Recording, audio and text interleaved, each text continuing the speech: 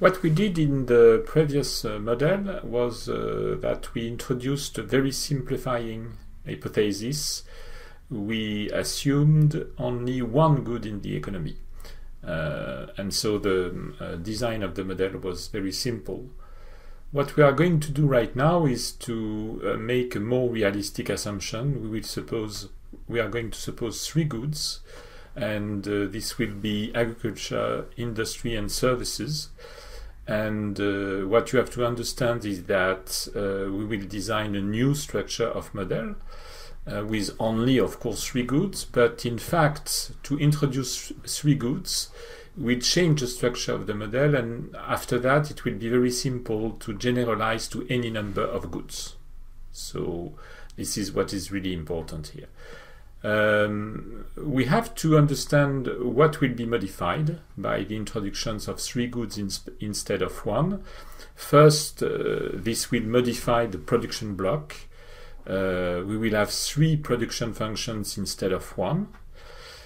So this is obvious, but another key implications is that we will have intermediate consumption and we will have an input-output matrix. That is to say, each sector will buy each good in order to incorporate fully this good in the production process during the period of production. Okay, so for example, the car industry needs steel, plastic, rubber in order to incorporate them fully in the production process.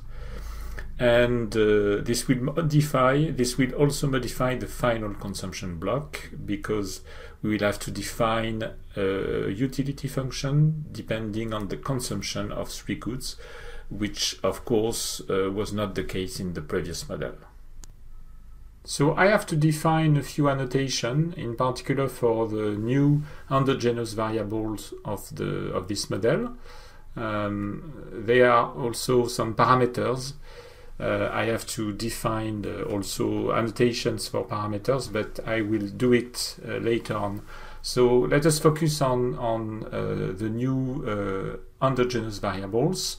Let us call VAI value added in sector I, PVAI the composite price of value added in sector I, and I will define what I mean by composite price of value added in a few minutes.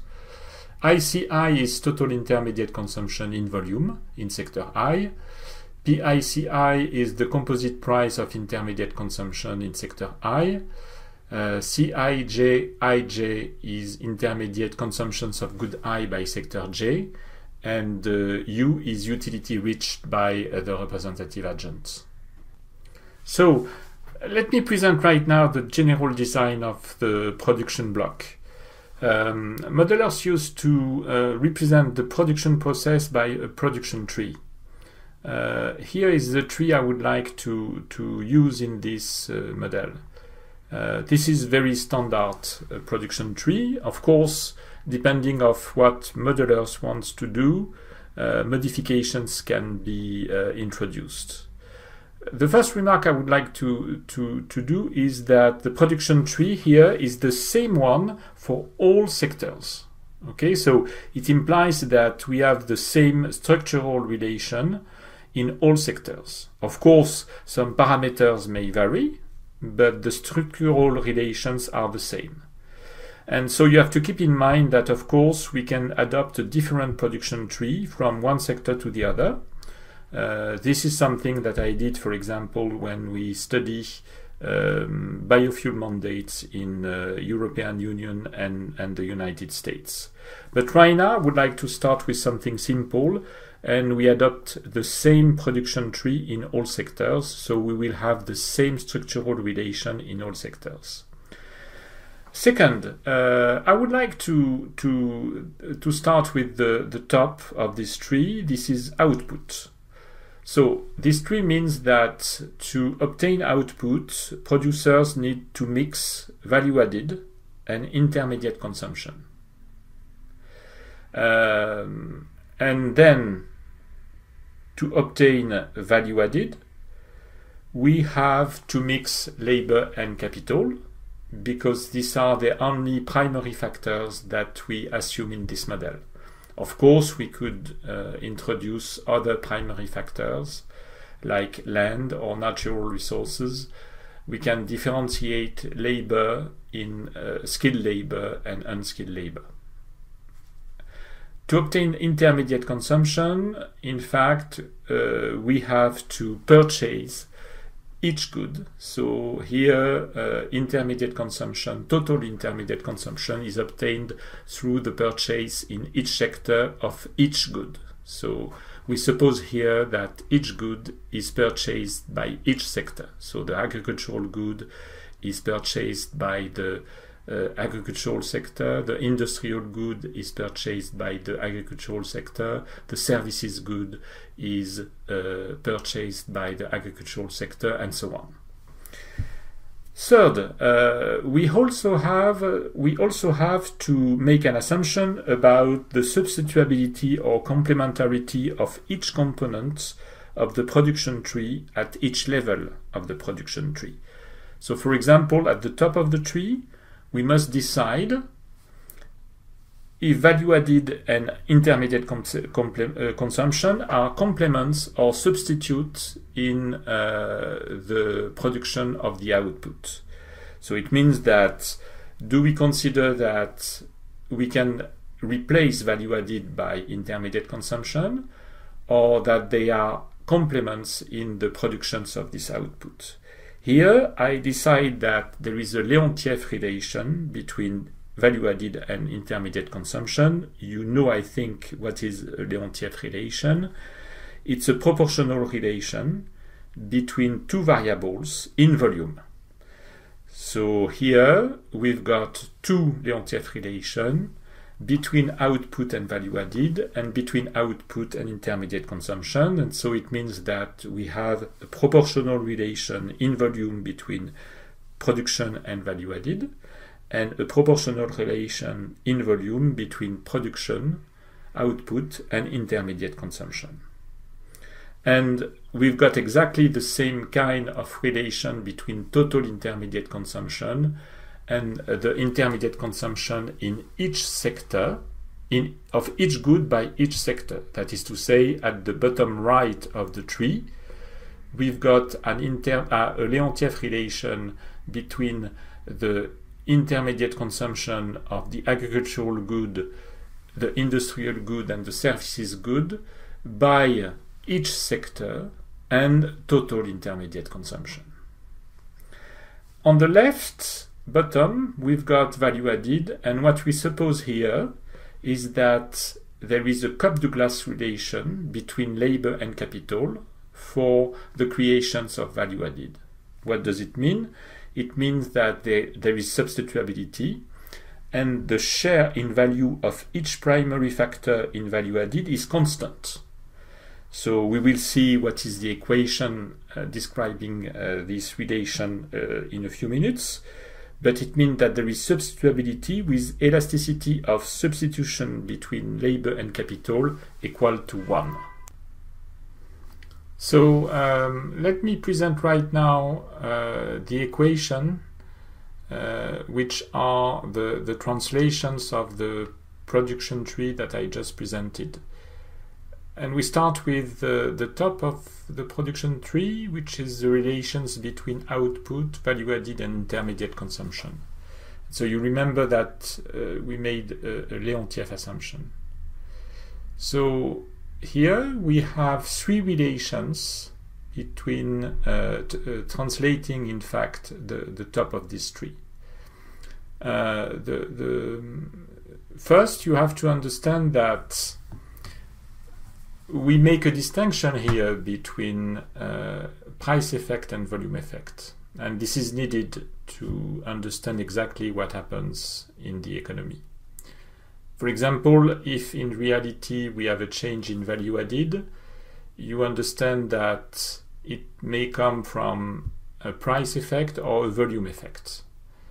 So for example, if value added varies, it may come from variations of the prices, the remunerations of primary factors, capital and labor, or it may come from a variation in the volume used in the production process at constant prices. So it means that we must make a distinction in value added between volume and price. So this is why we define a composite price of value added, which is an average of the price of labor and the price of capital, and a composite aggregator in volume of value added. And same thing for intermediate consumption. We make a distinction between the composite price of intermediate consumption and the aggregate intermediate consumption in volume. So the first relation that is a translation of this, the top of this production tree, is the relation, the Leontief relations between value added and output. And so you remember that the Leontief relation is a proportional relation in volume between two variables. So here it is a proportional relation in volume between output and value added. So value added is a composite aggregator in volume of value added, and we have a proportional relation in volume between VA in sector I and Y in sector I. And I use a parameter which I call psi underscore VA in sector I, and so the equation is VA in sector I must be equal to psi underscore VA in sector I times Y in sector I. And we've got exactly the same kind of relation between output and intermediate consumption, a proportional relation in volume between output and intermediate consumption, total intermediate consumption. So here we have a relation which is IC in sector I must be equal to psi underscore IC in sector I times Y in sector I. So again, this is Y in sector I, so it is the output in volume, and IC in sector I is total intermediate consumption in volume, which is in fact the translation of the volume effect in the variations of intermediate consumption. And so it means that both relations imply that when we want to increase output in this sector in volume, we have to increase proportionally the volume of value added and the volume of intermediate consumption. And the last relation is the fact that the revenues of the producers coming from the sale of the product on the market at price P covers exactly the total cost of production, part of it being value added and the other part being intermediate consumption. So we've got a relation which is P times Y in sector I must be equal to PVA in sector I times VA in sector I plus PIC in sector I times IC in sector I. And so we've got, for the value added, the price effect in PVA in sector I and the volume effect in VA in sector I. And same thing for PIC in sector I times IC in sector I. We've got the price effect and the volume effect. So let me now present the equation translating the bottom left of the production tree, that is to say the relations between value added, labor and labor demand and capital demand. So you remember that I suppose the Cobb-Douglas relation between labor, capital and value added. I just want to make a few preliminary remarks. We can of course change this assumption for another one, another kind of relation between value added, demand for labor and demand for capital. What is possible also is to differentiate this assumption from one sector to the other. For example, Cobb-Douglas relations and another relations in another sector. And in some sector also we can add primary factors. For example, in agriculture we can add land because it's a specific factor to the agricultural sector. So in fact, general equilibrium models are flexible in this regard. So here we suppose something very simple, and we suppose that there is a Cobb-Douglas relation in all sectors. So what does it mean? It means that the share in value of each primary factor in value added is constant. So it means that we have three relations within each sector. So the first relation is in fact the expression of the Cobb-Douglas function. So the quantity of value added created in one sector I is equal to a parameter, which is a scale parameter, which is in fact the global factor productivity, times kd at the power alpha in sector I, times ld at the power 1 minus alpha in sector I. So it means that the sum of the powers is equal to 1, and we have a Cobb-Douglas relation because we have this type of relation, A times kd at the power alpha times ld at the power 1 minus alpha. And so this is the quantity of value added created from the quantity of capital and the quantity of labor incorporated in the production process. And you remember that if we make a minimization of the production cost, we obtain two relations, which are the demand for labor and the demand for capital. So from a cost minimization program, we obtain the quantity of labor demanded by sector I, and so it is such that W times LD in sector I is equal to 1 minus alpha in sector I times PVA in sector I times VA in sector I, and the demand for capital is such that R times KD in sector I is equal to alpha in sector I times PVA in sector I times VA in sector I. So we've got something that we have already seen in the Computable General Equilibrium model. I just want to add that if you add the last two equations, you obtain something which is PVA times VA is equal to W times LD plus R times KD. So it means that the value added is just equal to the total remunerations of labor plus the total remuneration of capital. So let us complete this work of translating the production tree into equation.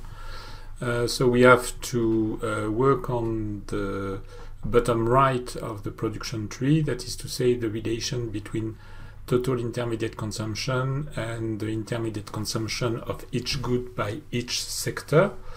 So I also suppose that it is a Leontief relation, so it's again a proportional relation in volume between the top of the tree, that is to say total intermediate consumption, and the bottom of the tree, which is the consumption of one good by one sector. So I know what is the top of the tree. It is intermediate consumption in volume, a composite intermediate consumption in volume. So it is noted ICJ. And so we have a proportional relation between ICJ and what is at the bottom of this part of the production tree, that is to say the intermediate consumption of one good by one sector, which I call Cij of good I by sector J. And so the equation is Cij of good I by sector J must be equal to a parameter which I call psi underscore ijc of good I by sector J times ic of sector J. So you have to be very careful with the dimension because in fact it's a total intermediate consumption of sector J, and so you have to in fact introduce a new dimension, which is the dimension of the good which is purchased by the sector J. The second relation is a relation in value between the value of the top of the tree, which is the value of total intermediate consumption. So I'm going to call it ICJ times ICJ. So ICJ, you know what it is. It is total intermediate consumption in volume. So we have to define a composite price that reflects how the prices of intermediate consumption vary. So this composite price is called PICJ. And so PICJ times ICJ must be equal to, in fact, the price of the agricultural good multiplied by the intermediate consumption of the agricultural good by this sector, plus same thing for industry, plus same thing for services. So it is sum over I of the price of intermediate consumption, which is here P. So there is the same price for final consumption or intermediate consumption, times Cij I by sector J. And so we've got two relations. The first equation is a block of equation, and behind this block of equation there is 9 equations, because we have two dimensions, I and J, which contains 3 elements. So it is 3 multiplied by 3. So you have got 9 equations. And the second block of equation, you have in fact 3 equations. The total value in agriculture of intermediate consumption, in industry, and in services. So I would like to check that this modification can be implemented in the model, in the sense that we have a number of new variables exactly equal to the number of new equations in order to keep a square system. Well, in fact, if you look at the previous slides, we've got 8 equations in the production block. And so, in fact, we have 7 equations which are defined of a single dimension, which is I, and 1 equation which is defined of a double dimension ij. So it means that we have 7 blocks of equation which contains, each of these blocks contains 3 equations, because there are 3 sectors, and the 8th equation is defined of I and J, and so you've got 9 equations behind this block of equations.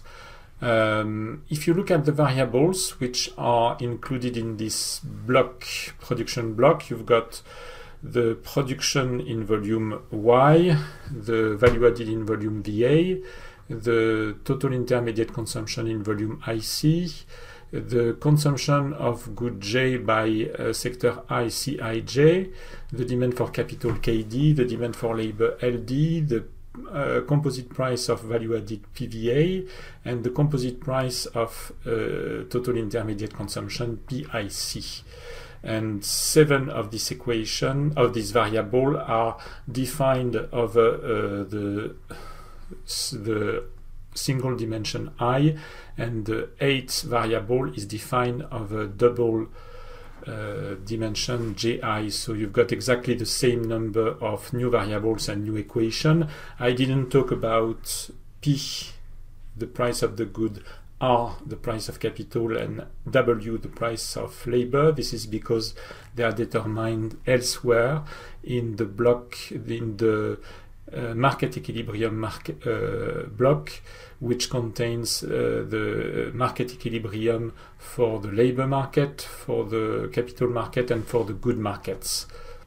So let us now consider the final consumption block, how the introduction of three goods modify this final consumption block. So in fact there is the definitions of the single agent's income which has not changed. It is still INC must be equal to W times LS plus R times KS. So you've got the income of the single agent, which is defined by its supply of labor and capital, and we've got to take into account the remuneration of labor and capital given by market equilibrium W and R. And so the utility functions is now changed. I have assumed that it is a Cobb-Douglas function. So there is a second equation, which is the definitions of the Cobb-Douglas utility function. So I call U the level of utility reached by the agent when it has a level of consumption defined by CI, that is to say the level of final consumption of good I.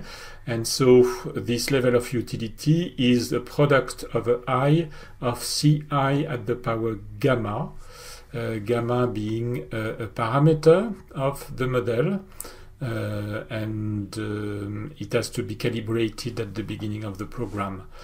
So if you derive the level of consumption that maximizes this level of utility, taking into account the budget constraint, this is very easy to demonstrate that the level of final consumption is defined by the relation P in sector I times C in sector I must be equal to gamma in sector I times INC, the level of the income. And so it means that the share of good I in the consumer's budget is a constant. So we just checked that with the modification that we introduced in the model, we are still sure that there are the same number of equations as the number of variables. So if you look at all the equations, of course you notice that the presence of the supply of capital and the supply of labor. The supply of capital is Ks and the supply of labor is Ls, but they are considered as exogenous variables, so they are not explained by the model. Then you've got a certain number of parameters, which the list is alpha I, gamma I, psi underscore VAI, psi underscore ICI, psi underscore IJC IJ, and also AI. So all these annotations are parameters of the model. I'm going to provide you with initial data, and you will have to calibrate all these parameters. And so this is an important part of the program. But we have the same problem as in the previous model, because in fact, as the model is written, we have one equation which is not independent. So in fact we have n free variables and n-1 independent equations. So we use the same trick, I would say. We had the variable Léon to the equation, the same as the equation in which we introduced Léon in the previous model, and we fixed a price. We fix a price which will be the numeraire, and this price Here I'm asking you to fix the price, the consumer price of the agricultural good. So you have the assignments that you have to include in the program, which is p.fx in sector AJR is equal to the initial price in this sector.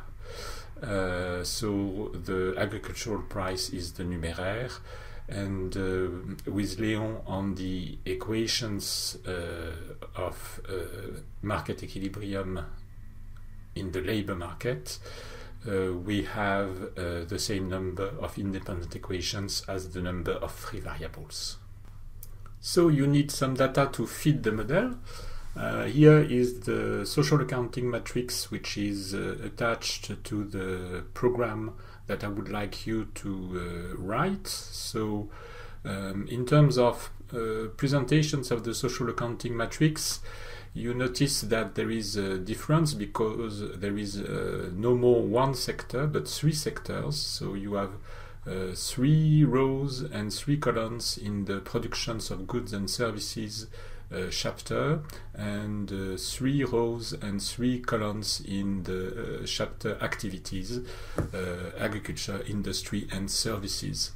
But the rest of the social accounting matrix is the same as the previous one. So we start with the production of goods and services. So at the line activities, agriculture, industry and services, in the columns productions of goods and services, you see that there is a production of 5,000 in the agricultural sector, 11,000 in the industrial sector, and 9,500 in the sector services. And this level of production implies a remuneration of productive factors, so value added, and the payment of intermediate consumption. So you've got 2 times 3 matrix of remunerations of primary factors. So at the line, at the row labor, factors labor, you've got, for example, 1,000 of remunerations of labor in the agricultural sector, 2,000 in the industrial sector, and 4,000 in the services sector. And you've got also remunerations of capital, and then you've got an input-output table, which is the intermediate consumption of the good which is in row by the sector which is in column. So for example, you've got consumption of services of 500 by the agricultural sector, 2,500 by the industrial sector, and 1,000 by the services sector. So with the remuneration of primary factors, you've got payment to the owners of the labor primary factor, which is households. So you have a payment of 7,000, and the payment of capital goes to enterprises. But enterprises decided to distribute profits to households because the households also own stocks on enterprises. And so you've got remuneration of household of 7,000 plus 3,000. So the total remuneration of households is 10,000. And so with this revenue, in fact, households consume. So final consumption of household is 2,000 in the agricultural sector, 2,500 in the industrial sector, and 5,500 in the services sector. So I would like to make one criticism to the model as it is written right now, and one comment. So first, the criticism. It's addressed to the final consumption block because the share of good I in budget is constant, because you can write Pi times Ci over INC is equal to gamma I, which is a constant. And so it's contradictory to observations, because in fact there is a law in economics, which is the Engels law. In particular, the Engels law implies that the proportion of income spent on food falls with the level of income. And so it means that income elasticity of final consumption is not equal to 1, except a few goods, but you've got, for example, income elasticity of food is less than 1, and income elasticity of consumption, final consumption of goods like leather, luxury goods is greater than 1. So it means that it's not a good assumption, a right assumption to this Cobb-Douglas in final consumption, and so we will have to change it in the next versions of the model. But it will be done during the second curriculum. I would like to make one comment. I didn't make any assumption about the state of competitions in the production block. Well, in fact, it is an assumption of pure and perfect competition. So to illustrate that, you can use the equation Pi times Yi is equal to PVAI times VAI plus PICI times ICI. So if you divide both sides of these equations by Yi, you've got something like price is equal to average cost, because on the right side you've got total cost of production divided by the level of production. And so you know that when price is equal to average cost, it means that profit is equal to 0. It means that, in fact, with the revenue from the sales of the production, the producer can pay for the intermediate consumption and can remunerate productive factor at the normal level, which is the level of the market. So it means that there is no profit.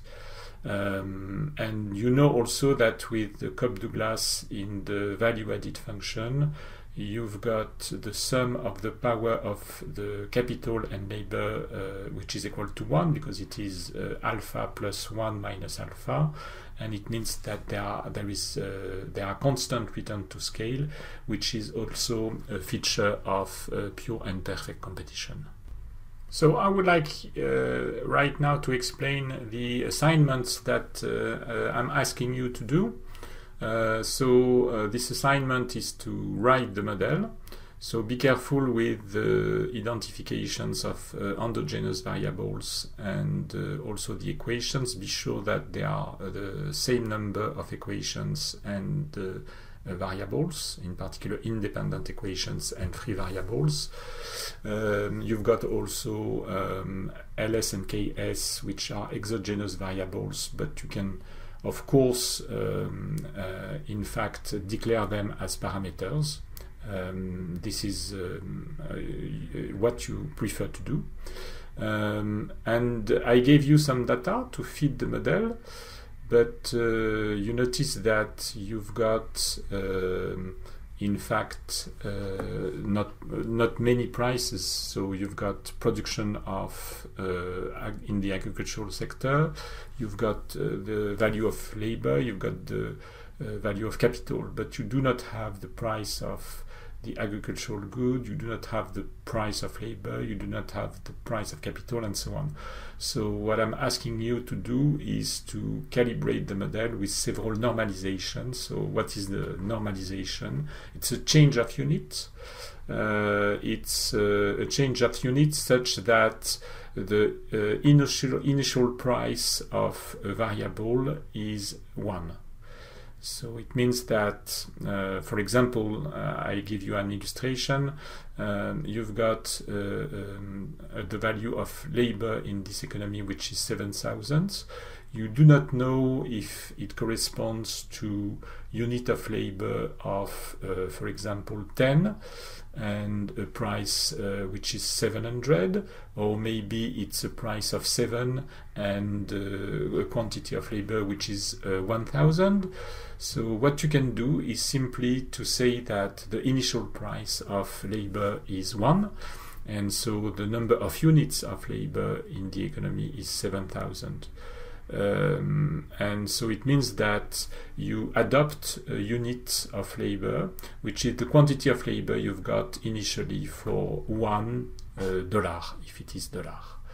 So you see that you can apply normalization to each variable, capital, production of agricultural goods, and so on, but you can also apply normalization for composite aggregates, like for example value added, or the composite also intermediate consumption. I'm asking you to study the impact of a 10% augmentations of labor supply and a 10% augmentations of capital supply. Please, I would like you to evaluate the impact on, for example, GDP, but also the production in each sector and other variables of interest.